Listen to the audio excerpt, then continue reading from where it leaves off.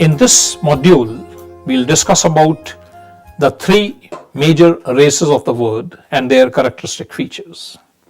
From almost beginning of the last century, the three major races have been studied by anthropologists. Different categorization has been made of the people of the world. Different classifications had been set forth with regard to their characteristic features, their distribution, and the people who are migrating from one place to another, and how they are being fitted within the system of the three major races of the world. It's one of the most common question which has been raised by time and again, that why do we call them the great races of the world? They are called as great races because right from the beginning, the population of the world has been categorized into three groups: the Negroes, the Caucasoids, and the Mongoloids. Perhaps the first categorization was on the basis of the skin color, and they were referred to as white race, black race, and yellow race. The white race was that particular group of individuals whose skin color was light or close to white. The black race was where the people who had their skin color, which is either black or dark brown or any other variant of medium to dark brown. The yellow race was the one which did not fit into the first and the second category of the white and the black races, and who were referred to as slightly pale or off-white in their skin color.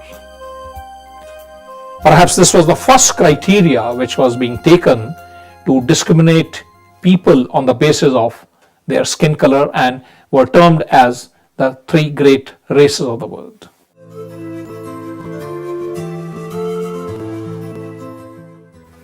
The travelers, the ethnographers who moved around from one place to another, they found people belonging to different categories.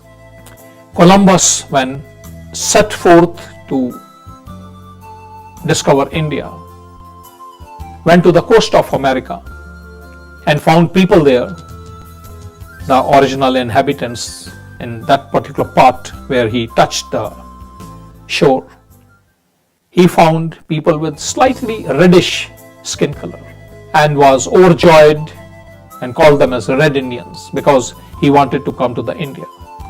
So the Red Indians were the tribal groups of the America, and for quite some time they have been referred to as Red Indians.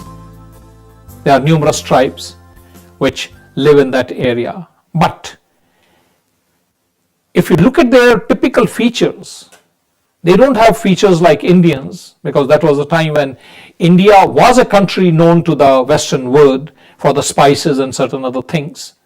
But what kind of people live in India was not known to the rest of the world, especially the Western world. So they were later on identified as American Indians, and they had features like Mongoloids. The only difference was that their skin color was not exactly the same type as that of the Mongoloids. Coming to the African continent, where all people are found with the black skin color. There are very few people who are with the white or the lighter shades of the skin color. They were primarily in the South Africa because it was a colony of the Britishers for pretty long. So all the Britishers who were there as administrator, they stayed there and had their progeny, and it was considered as a mixed sort of country where blacks and whites lived together, but the blacks were like slaves and the white people were the ruling people.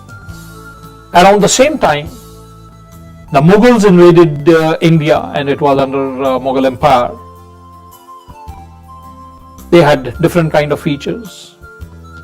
They brought Islam along with and ruled India for pretty long, till the time the British invaded.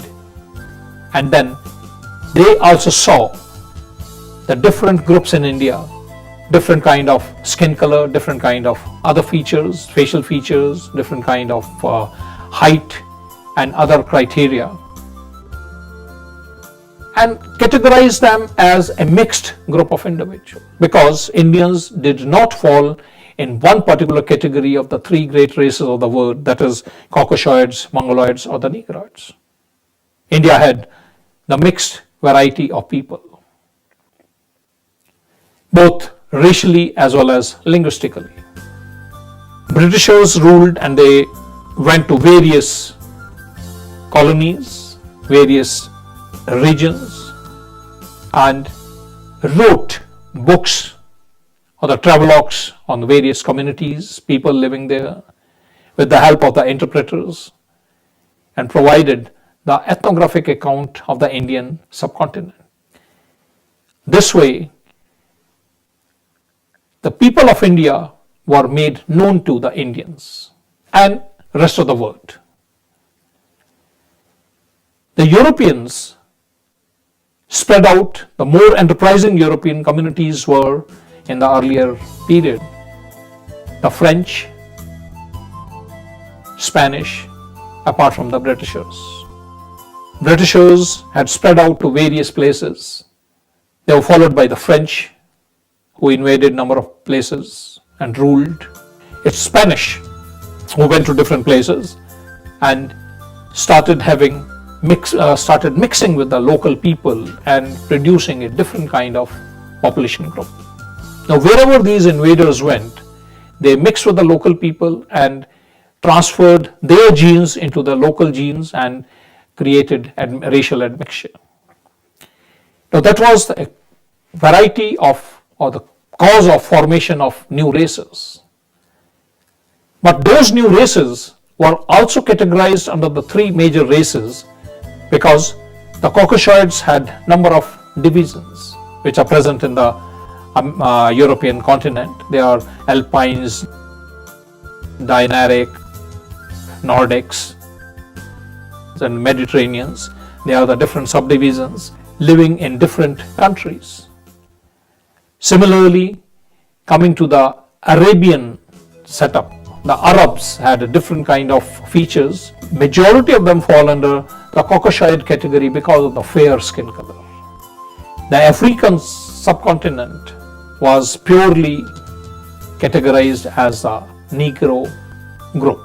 But most of the Negroes were taken as slaves or the workers on the ship as a laborer class. They were brought to different places as servants, and at certain places they stayed. Similarly, when certain Europeans were coming via sea route to India, like Vasco da Gama did come to India from Portugal and settled in Goa. Along with him, certain slaves also came, and they settled on the Gujarat coast, especially in an area close to Dwarka and Junagadh. Those Africans stayed and never went back. They are referred to as the Siddhis of Gujarat, and they have their features like Negro, but the only difference is their skin color has become relatively light in shade. It's not as black as a typical Negro skin color is, but they do have the other features like that of the Negroes. They speak Gujarati language.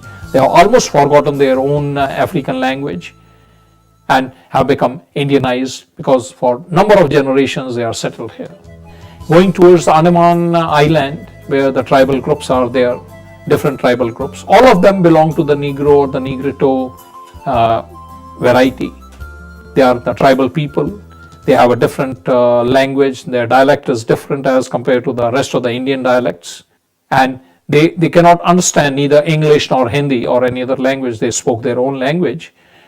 no education system is prevailing among them. Now government is making certain efforts to provide them education so that they could survive in a better way, because their number is declining day by day, and the government is afraid that they may not become extinct race in due course of time. So their preservation is required. So they have the Negro-like features, but the only difference is they are relatively short in stature as compared to the African Negroes. They are either of the pygmy category or the pygmoid shape, the short individuals, but very few are in the medium statured range. America has a huge number of American blacks who hail or who trace their origin from Africa. They have been migrated, but now they are there as an old or original population of America, because they are there for quite a number of centuries and have contributed immensely to the development of the country. So they are very much there. So Americans have two basic categories: American whites and American blacks. So the Caucasoids and the Negroids coexist, and then America has other categories also. The Spanish people are there, the Red Indians, who are the Mongoloid categories, they are also there. So they have all these three major races of the world living within the same continent, and as original inhabitants for pretty long. Whereas in European continent, it's primarily been dominated by the Caucasoids. The Negroes of the Mongoloids who are found in European continent are the migrant people who either go as a student for the studies or as a business people who have migrated there for a couple of years back, maybe 10 or 20 or 30 years back. They have migrated and have started living in those areas because they are doing business. Great Britain is another place where you find people from different categories. The Indians are there, the people from Pakistan are there, people from Bangladesh are there, people from Africa are there in plenty, and people from China and Japan are also there. So Great Britain is another country where the three major races of the world could be found existing simultaneously. Like that, you come into the Middle East part, where we find more either the Negroes or the Caucasoids.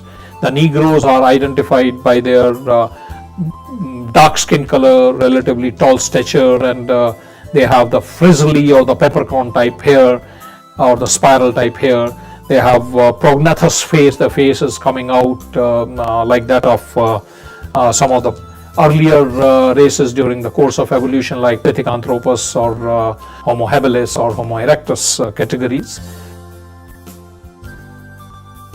So they show some similarity with that. It could be perhaps, it is said that the origin of man took place from Africa, and after originating there, the man migrated to different parts of the world and spread out and developed different kind of races in those regions. So that is one place where we find plenty of these people found. If we come to the Asian continent, where China is one of the dominating country, and on one side, and Russia is another part which is there. The Russians have they have the pure Caucasoid features, and they are tall and people with, but they are relatively more rough and rugged in their structure and features as compared to the rest of the Caucasoid group. And Chinese with the very soft features, very yellowish or the pale kind of or off-white kind of skin color, short-statured people with a very small nose, which is invariably concave in its profile, and then they have extremely straight hair. Those are not found among the Mongoloid group, nor they have frizzly or the peppercorn or the woolly hair like that of the Negroes. Their hair are straight, they are thick hair, they are coarse hair, and Mongoloids are further characterized by the epicanthic fold in their eye, which is a typical feature of the Mongoloids. So they are distributed almost throughout in the entire China, Mongolia, Taiwan, Japan, Korea, Vietnam. These are the countries where the Mongoloids are spread out, and even the Thailand, Bangkok, Singapore, Hong Kong, these areas are all dominated by the Mongoloids, to the extent that the upper region of the Indian subcontinent, that is the northeastern region, where people hailing from the Nagaland, Mizoram and Manipur, they have Mongoloid features because they are for centuries they have been living here and they have typical features. But the difference is the Nagas who are living here, they have more rough features or the rugged features as compared to the people in Manipur. The typical feature is the epicanthic fold and a relatively smaller sized nose with a broader facial breadth, with a flat cheekbones is a typical feature of the Mongoloids, and that we find invariably in many of the people in the northeast region of the India. Now, the rest of the Indian subcontinent is dominated by the variants of Caucasoids, or even some of them are in the Negroid category. We have the Negro element, we have the Caucasoid element, we have the Mongoloid element. These three are very much here. Now, going across to the Australia and New Zealand, these island countries, there we have people of mixed origin. Primarily, they are dominated by Caucasoids because they are the migrants from either America or from the Great Britain. Australia also has Australian Aborigines who are very rough featured individuals. They don't fall under the specific category of these three major races of the world. They are considered as the mixed variants.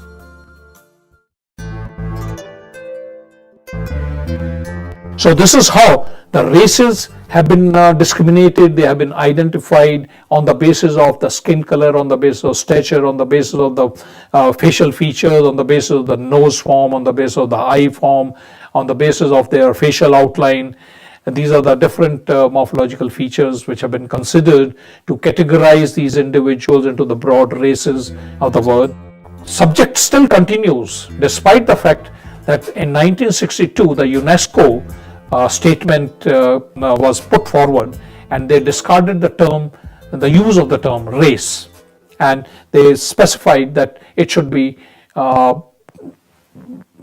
replaced by the term ethnic group, because to call an individual as ethnic group is more sophisticated as calling them a race. When Hitler was in power, he called himself as an Aryan. Aryans were considered by him as superior race, so he wanted to eliminate the inferior races, and that was the cause of the Second World War, which he started. And ultimately, instead of eliminating the Jews, he was basically against the Jewish community. He killed thousands of them, but ultimate result was he could not eliminate, he could not propel the idea of superior race or inferior race, but instead he got eliminated himself. So there is nothing known as superior or inferior as the races are concerned. All people in the humanity are alike. It is only the skin color which differentiate, or it is the head form or the head index which differentiates people from one group to another group. So we do have the historical importance of the races of the world, because if we have to study the people of the world, we have to study the races.